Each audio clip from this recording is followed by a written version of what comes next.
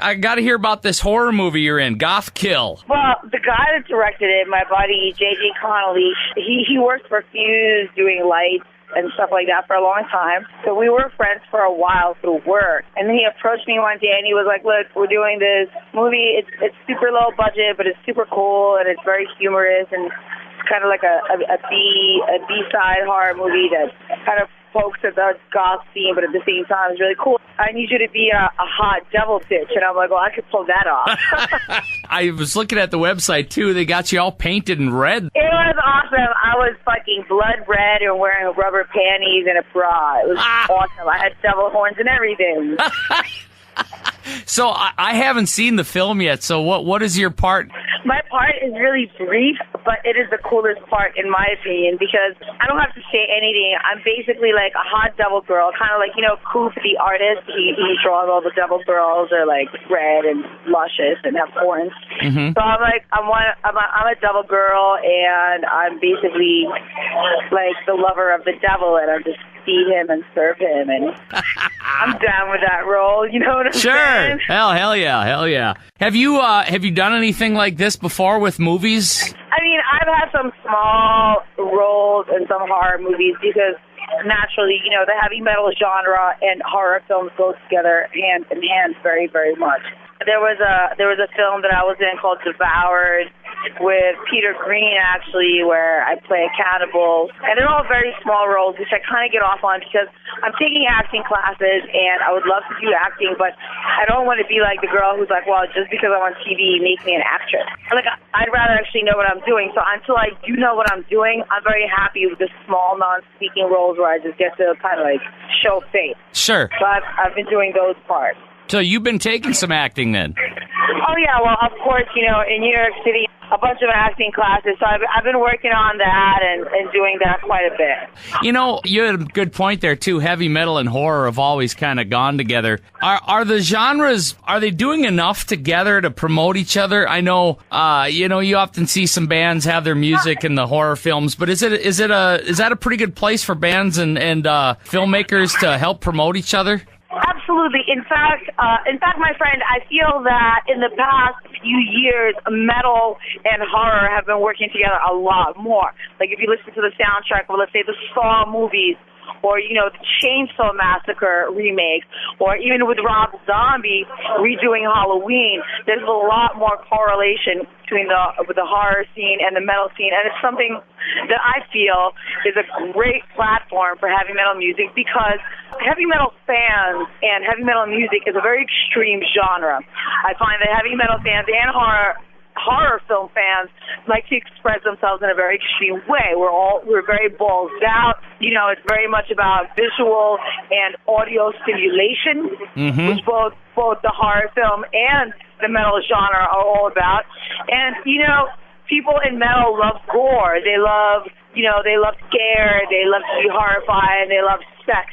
So horror has always had gratuitous sex, violence, and gore, which are all either metaphorical or just there to stimulate your senses, and that's what metal is all about. So I feel the two go together very, very well, hand in hand. Sure, and then, of course, you know, you got Slipknot and Rob Zombie, guys that have really, you know, blended the two together and blurred the lines, really, between what is horror and film. So it's obviously a match made in heaven or hell, maybe you want to call it that. Yeah, baby, hell, baby, hell. I need you to do some shameless plugs for some of your other projects. You've got so much shit going on, I couldn't believe it. Well, I'm back on Fuse. I'm hosting a rock show called Countdown Rock. It's on every Monday at 5. It's not uranium, where it's fucking sex, drugs, rock and roll, but it's still rock and roll. You know what I mean? And that's really all that matters. I interview bands. I do a countdown for videos that kids get to vote on online. I also own a tour called the Slaves to the Metal Tour. Every weekend I go to a different city in this country where I have only unsigned and underground bands play, and I kind of serve as the A&R representative. And if I see something that really fucking stands out, I'll be more than happy to bring it to a record label. And I'm just trying to keep the scene alive. I'm trying to help bands cross-pollinate fans. You know, I do films here and there. I do a lot of modeling. I do modeling for a guitar company called TV and Halo Guitars as well. So whatever is music and rock and roll related, I am involved in. Yeah, I was going to ask you, do you ever sleep?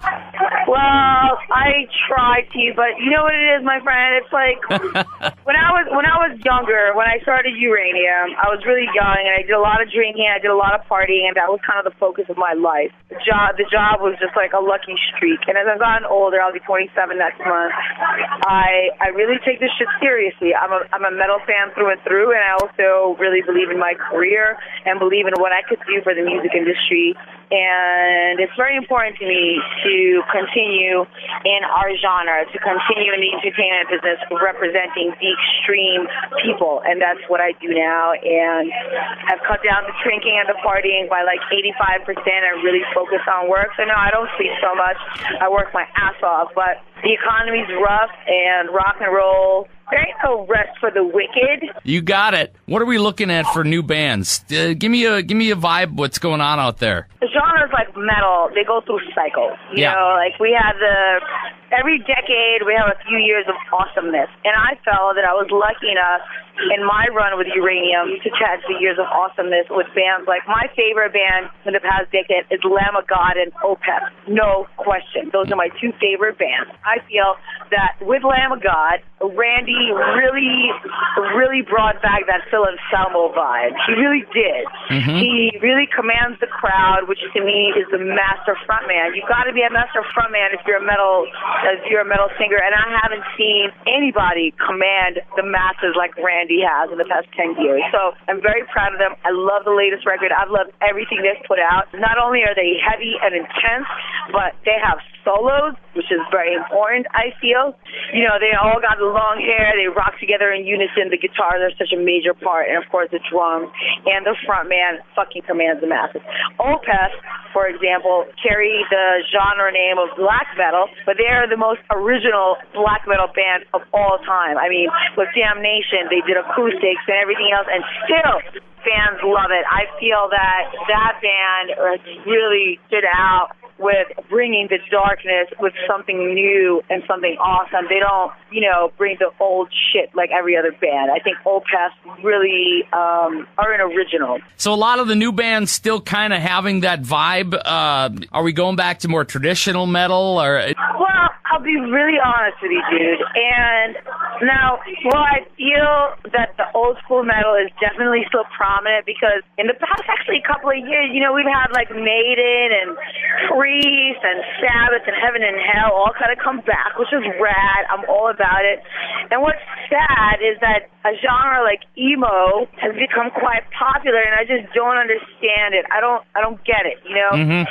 And while I'm a friend of hardcore, emo has kind of joined hardcore with metal and made this disturbing retard of a child called emo. And I hate it. I go to shows now, and, I feel that rock and roll and heavy metal is a very big stage performance kind of thing. I was never a grunge fan. I thought it was all I never dug that vibe. Unless you were Alice in Chains, I wasn't into it. Because I'm like, listen, this is fucking rock and roll. You want to be a fucking rock star? Bring it. And so I go to all these shows now, and there's this weird new style where the guys, like I've seen bands that are playing death metal, but instead of having long hair and wearing all black, these guys are wearing like athletic shorts and are barefoot and have freaking plugs in their ears. And instead of moshing, which is to me the pull and push, of the mosh pit, they're doing some weird Running Man dance. Oh, and I God. just don't freaking get it, dude. I don't get it. I don't like it. I'm sorry, but I love the fact that metal was always about shock value. It was always about a stage performance. It was always about bringing something extreme and shocking to the people. When you're dressed in freaking running shorts and you're barefoot and you got some ugly ass big beer bottle things in your ear and you're doing the Running Man, you're not bringing anything new. Yeah. You're not doing anything original, and I don't fucking like it. But the cool thing is, cool people will come up with new ideas and come out and kick it in the ass. It'll keep happening. I know Europe's got a lot of cool shit going on, so it'll come back around. Absolutely, I have no doubt, my friend. I have no doubt. I have much faith in our genre. It's not going anywhere. That's for damn sure.